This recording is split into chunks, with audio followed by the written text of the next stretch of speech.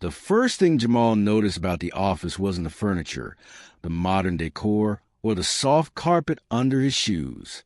It was the feeling. The moment the elevator doors slid open, something in the air shifted. It wasn't loud or obvious. No one said anything out of place, but he felt it. A kind of coolness that hid behind polite expressions. He stepped out, adjusting the strap of his bag, and walked into the open space. Rows of desks stretched across the floor, each with dual monitors glowing with spreadsheets, slides, and endless email threads. A coffee machine hissed in the distance, and somewhere behind him, a printer spat out a stack of pages. People moved with speed and purpose, their steps quick, their conversations clipped. Some glanced at him briefly, then went back to typing. Others offered the sort of smile you give to a stranger in an elevator, short, polite, and gone in a heartbeat. Near the corner, a small group stood around a desk, laughing over something on a phone screen. Their laughter stopped a fraction too soon when he passed by. One of them cleared their throat. Another shifted their gaze to their computer, and the moment dissolved into silence. Jamal's pulse quickened. He told himself it was nothing. New jobs always felt awkward at first. But this wasn't just any job. This was the internship at one of the most respected firms in the city. The kind of company that opened doors. The kind of place where interns became analysts and analysts became executives. He had fought for this. Dozens of applications, 3 rounds of interviews, and months of waiting. When the email had finally arrived, his mother cried, pressing her hands to her face while he stood there grinning like a kid. Now, here he was, standing in the middle of a world he had only imagined. High ceilings stretched above him. Glass walls gave a view of the city skyline, and the air smelled faintly of coffee and something else he couldn't name. Something sharper, like ambition mixed with tension. He told himself to focus, to walk with confidence, to prove from day one that he was worth the opportunity. As he made his way to the desk they had assigned him, he caught more of those quick glances. Not all were unfriendly, but enough of them carried that same quiet question, the one people never said out loud, but he could feel in his bones. What's he doing here? He didn't know if it was his age, the neighborhood he'd come from, or the deep brown skin his mother had once told him was his crown. Whatever it was, he could sense it, and he had a feeling it was only the beginning. Jamal hadn't grown up with glass towers, carpeted hallways, or offices that smelled faintly of espresso and air freshener. His world was smaller, louder, and rougher. He lived with his mother in a cramped 2-bedroom apartment, in a building that had more stories of hardship than floors. The pipes rattled when the heat came on, the hallway light flickered for months without being fixed, and the elevator worked only on good days. His mother, Denise, worked double shifts as a nurse's aide. She often left before the sun was up, walking to the bus stop in the cold, her scrubs under a worn winter coat. Some nights, she wouldn't get home until after midnight, her feet aching, her voice hoarse. She'd still ask about his day, even when her eyes were heavy enough to close mid-sentence. His father was a ghost, more of an empty space than a memory. Sometimes Jamal wondered what it might have been like to have someone teach him to tie a tie, to explain the things boys weren't supposed to ask their mothers. But wondering didn't change anything. From a young age, Jamal learned how to navigate on his own. If something broke, he figured out how to fix it. If the fridge was almost empty, he made whatever was left stretch for days. And if he wanted something, new shoes, a better backpack, even a simple birthday cake, he knew it would only happen if he made it happen. School was his safe place, even if it wasn't always kind. He wasn't loud or flashy. Instead, he was the one sitting in the back of the library long after other kids had gone home, pages turning under the dim light. By high school, he was working part-time, stocking shelves at a grocery store, delivering food for a local takeout place, cleaning tables in a diner where the manager paid him cash under the table. Each dollar went toward textbooks, bus fare, an occasional gift for his mother, like the wool scarf she still wore every winter. College was a bigger leap than he imagined. He got into a business program at a well-ranked school, but it was clear from the start that he was in a different world. Most students around him had grown up with tutors, internships lined up through family connections, and summer programs overseas. Jamal had student loans, a part-time job, and an apartment he shared with two other guys just to make rent. In his business classes, he was often the only black student in the room. Sometimes the professor's pauses before reading his name felt longer than necessary. Other times, classmates looked surprised when he answered questions confidently. But Jamal didn't waste energy proving them wrong in words. He proved them wrong in numbers. His grades were solid, his projects well-researched, and his presentations sharp. He knew every good grade was a brick in the road he was building for himself. When the internship offer arrived in his inbox, he stared at the email until the words blurred. It felt unreal. His mother cried when he told her, hugging him so tight he thought she might never let go. The first week in the office, he tried to absorb everything. The pace, the language, the way people seemed to carry themselves, like every step mattered. He told himself he would blend in by working harder than anyone else. But the little things started early. On his second day, he overheard a group of interns planning lunch at a cafe just down the street. He was sitting right there, 2 desks away. No one looked up to ask if he wanted to join. In meetings, he shared ideas only to watch them sink without a ripple until someone else rephrased them a few minutes later and got all the credit. One afternoon, he went to refill his coffee and heard laughter in the break room. 2 interns were joking in a mock street accent that wasn't theirs. They didn't notice him at first, but when one turned and saw him standing in the doorway, the laughter stopped instantly. The second one walked out without making eye contact. The first mumbled something about just kidding before following. Jamal didn't react. He didn't roll his eyes, didn't call them out, didn't even sigh. He just went back to his desk and kept working, not because it didn't sting, it did, but because he knew how quickly interns could be replaced. He told himself it was temporary. He told himself the work would speak louder than anything they could say. But a quiet voice in the back of his mind kept whispering that maybe, just maybe, they had already decided who he was before he had the chance to show them. By the 3rd month of the internship, Jamal had developed a quiet routine. He came in earlier than most, left later than almost everyone, and rarely joined the after-work drinks or Friday lunch outings that seemed to be where the real networking happened. It wasn't that he didn't want to go. He wasn't invited. In group chats, his phone stayed silent when the others traded jokes or planned meetups. Sometimes he'd overhear the details in passing and wonder if he should ask to tag along, but the thought of being met with that awkward, "Oh, sure, I guess," tone kept him in his seat. At his desk, he was focused and fast, finishing assignments in half the time they expected. But the more he delivered, the less they seemed to notice. When others struggled, they got offers of help and friendly encouragement. When he excelled, it was met with silence, or worse, with someone else taking the credit. The little moments build up. One afternoon, during a brainstorming session, Jamal suggested a new way to visualize client data that could make it easier to understand. The room went quiet for a second. Then the conversation moved on. 10 minutes later, another intern repeated his idea almost word for word, and suddenly it was brilliant.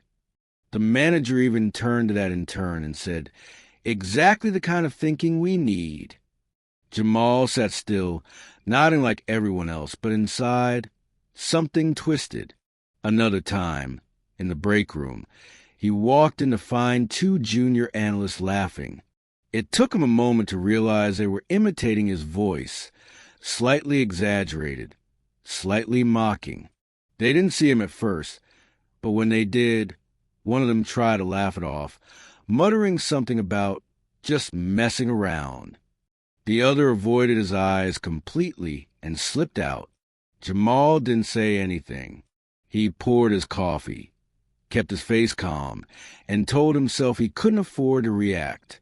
But each time, the silence fell heavier. Then came the Thursday. The city was soaked that week. Sheets of rain streaked the office windows, making the skyline look like it was melting. Jamal had been handed a financial modeling project for one of the company's most important clients, something far beyond the typical scope of an intern. It was dropped on his desk without much ceremony. "Need this by Thursday morning," his manager said, already walking away. No offer of guidance. No acknowledgement that it was a heavy lift. Jamal didn't complain. If anything, he saw it as a test, a way to finally make himself visible. For 4 days, he lived at that desk. The office would empty out by 6, but he stayed. Some nights, the cleaning crew passed through, vacuuming around his chair while he typed. His eyes burned from the glow of the monitor. His shoulders ached from leaning forward for hours. But he kept going. By Wednesday night, the model was complete, polished, precise, and clean. It wasn't just correct. It was good. He'd built color-coded graphs that told a story, projections that anticipated questions before they were asked, and backup scenarios for worst-case situations. At 11:47 p.m., he hit send, attaching the file to an email to his manager. For the first time in weeks, he felt a real swell of pride. Thursday morning, he walked into meeting ready to hear his name attached to his work. The client's logo filled the big screen. His graphs, his layout, his color scheme, they were unmistakable. But it wasn't Jamal at the front of the room. It was another analyst, clicking through the slides as if they built it themselves.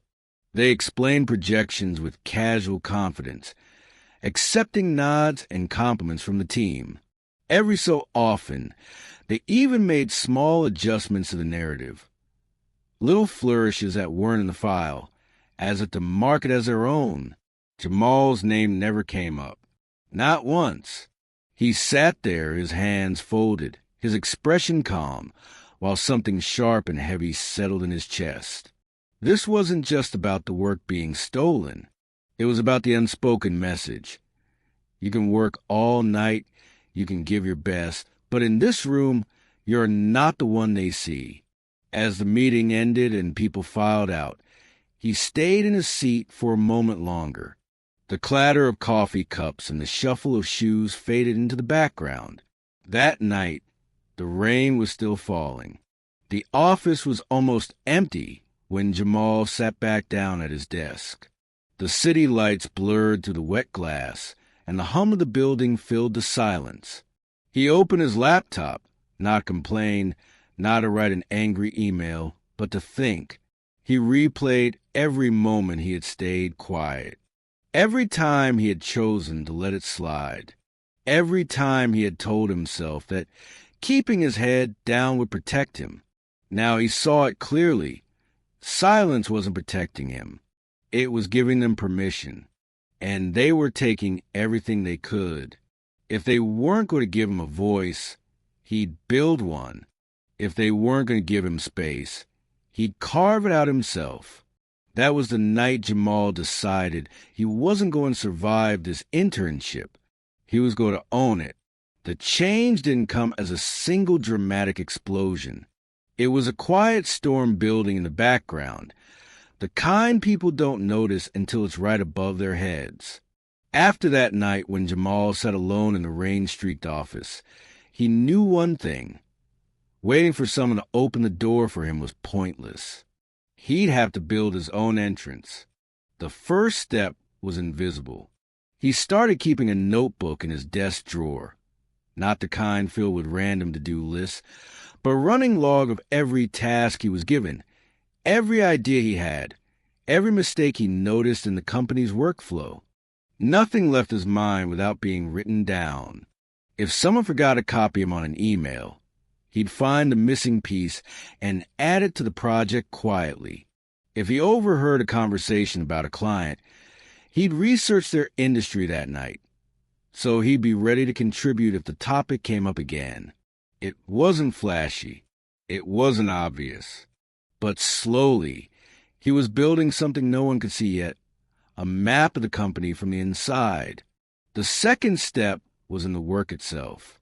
When he was handed tedious, throwaway assignments, he refused to treat them like busy work. If they gave him a clunky Excel file, he'd reformat it into an interactive dashboard. If they gave him outdated data, he'd cross-check it with fresh market research. If they gave him a report template, he'd rewrite it so it didn't just give numbers, but told a story that even a client with no financial background could follow. At first, no one said much. A few nods, a muttered, "Looks good." Nothing more. But over time, something subtle shifted. People started to assume that if a file had Jamal's name on it, it would come back sharper than they'd sent it. The third step was positioning.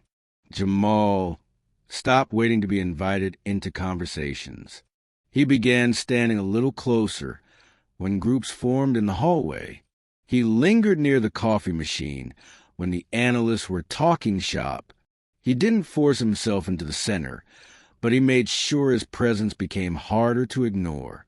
And then, little by little, he began to speak. Not often, just enough to drop a piece of insight here, a small observation there. Something useful enough that people remembered. By the time winter turned the city outside into a sheet of frost, Jamal had shifted from that quiet intern to the one who somehow knows his stuff. Then came the moment that would change everything. It was a gray Friday afternoon, the kind where the sky looked like it had forgotten what sunlight was. Inside the office, the mood was loose. Weekend talk, early exits, half-packed bags under desks. Then the phone rang in the manager's office. Everyone in earshot caught the sharp tone in his voice. A major client had just reported a steep drop in their quarterly revenue. They were panicking. They wanted solutions. And they wanted them fast, before a critical meeting the next morning. The manager stepped out, scanning the room. "We need a recovery plan on my desk tonight," he said. Silence. The analysts glanced at each other, then away. It was late. This was the kind of job that meant no sleep and all risk. If the client didn't like the proposal, whoever made it would take the hit. That's when Jamal spoke. "I'll take it," he said simply. The manager looked him over, half surprised, half doubtful. "It's a big job," he warned. "I know." There was a pause, then a shrug. "Fine. Don't make me regret it." That night, the building was his. He spread out across 2 desks, papers and printouts forming a small fortress around him. His notebook lay open. Every insight he'd gathered over the past months now fuel for this one task. Coffee cups lined up like silent witnesses.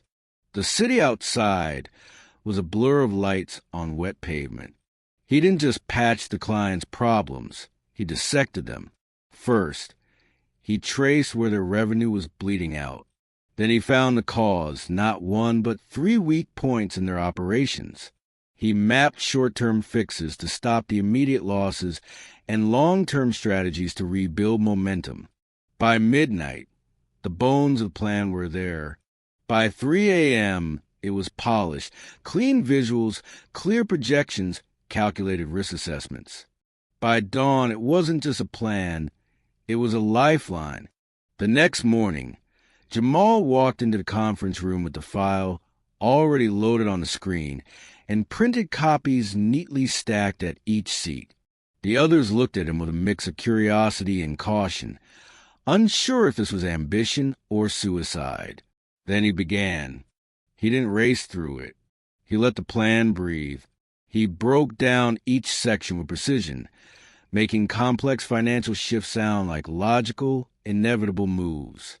He answered questions before they were asked. He showed the client not just what to do, but why it would work. Halfway through, one of the clients leaned forward, elbows on the table, eyes locked on him. Another asked for extra copies. Someone even murmured, "This is exactly what we needed." When the meeting ended, the air in the room had changed.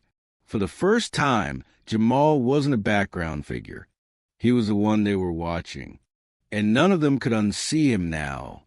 After the client meeting, the office felt different, not in loud celebrations or sudden applause, but in subtle shifts that changed everything. People no longer overlooked him.